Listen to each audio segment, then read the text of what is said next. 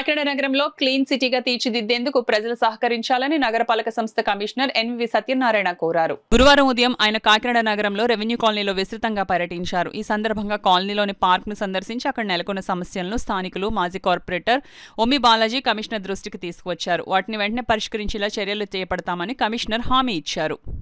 అనంతరం డివిజన్లో త్రాగునీటి సాంద్రతను స్వయంగా పరిశీలించిన కమిషనర్ నీటి నాణ్యత వివరాలను అక్కడ ప్రజలకు వివరించారు. అలాగే డివిజన్లోని ప్రాథమిక ఆరోగ్య కేంద్రంను సందర్శించి పరిసరాల్లో అపరిశుభ్ర వాతావరణం నెలకొనడంతో వెంటనే శుభ్రతా చర్యలు చేపట్టాలని హెల్త్ ఆఫీసర్కు ఆదేశాలు జారీ చేశారు. ఇటీవల కమ్యూనిటీ హాల్లో ఏర్పాటు చేసిన సచివాలయాన్ని కూడా ఆయన పరిశీలించి అక్కడి సమస్యలను సచివాలయ అడ్మిన్ ద్వారా తెలుసుకున్నారు.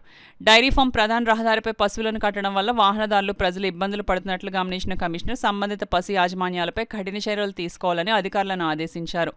రోడ్డుపై పశువులను కడితే చర్యలు తప్పవని హెచ్చరించారు. అనంతరం డైరీ ఫామ్ సెంటర్ వద్ద ఉన్న అన్న క్యాంటీన్ సందర్శించి అక్కడ అల్పాహారం స్వీకరిస్తున్న ప్రజలను పలకరించారు. క్యాంటీన్లో అందుతున్న సేవలపై ఆయన వివరాలను అడిగి తెలుసుకున్నారు. ఈ సందర్భంగా కమిషనర్ ఎన్వివి సత్యనారాయణ మాట్లాడుతూ ప్రతిరోజు డివిజన్ పర్యటనల ద్వారా పారిశుద్ధ్య నిర్వహణ, త్రాగునీటి నాణ్యత, అన్నా క్యాంటీన్ సేవలను నేరుగా పర్యవేక్షించి ప్రజా సమస్యలకు వేగంగా పరిష్కారం చూపుతామని తెలిపారు. ఈ కార్యక్రమంలో health officer doctor Prithvi Charan, sanitation supervisor Rambabu, engineering అధికారులు, టౌన్ ప్లానింగ్ అధికారులు, సచివాలయ సిబ్బంది తదితరులు పాల్గొన్నారు.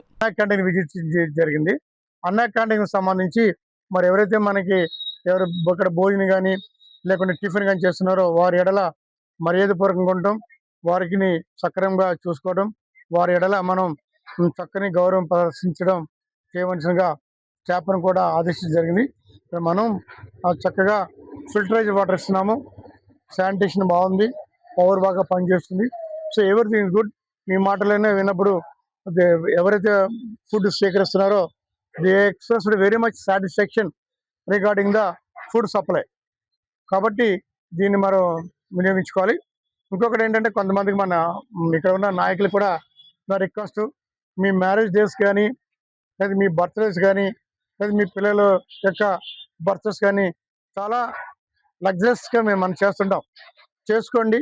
అదే సమయంలో ఇక్కడ ఒక 10 మందికి పూర్ పర్సన్స్కి అన్న క్యాంటీన్ ద్వారాగా మనం ఫుడ్ పెట్టినట్టయితే 10 మందికి పెడితే 50 రూపాయలు అవుతుంది. అదే బయట మీరు హోటల్లో పెడితే 10 మందికి పెడితే 5,000 అవుతుంది. ఒక 50 రూపాయలతో పెడితే 10 మంది భోజనం అవకాశం ఉంటుంది. ఇది చిన్న అమౌంట్.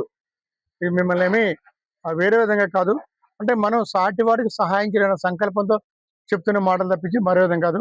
అదే అలా చేస్తే అన్నం పరబ్రహ్మ స్వరూపం, దాన్ని దానం చేస్తే ఇంకా మహాదానం, అన్నదానం మహాదానం. కాబట్టి ఎవరైనా ఉత్సాహవంతులు ఎవరైనా కొంతమంది ఉన్నట్లయితే అది కూడా వినియోగించుకుని మీరు పుణ్యాత్ములకు అన్ని కావాల్సిందిగా నేను రిక్వెస్ట్ చేస్తున్నాం.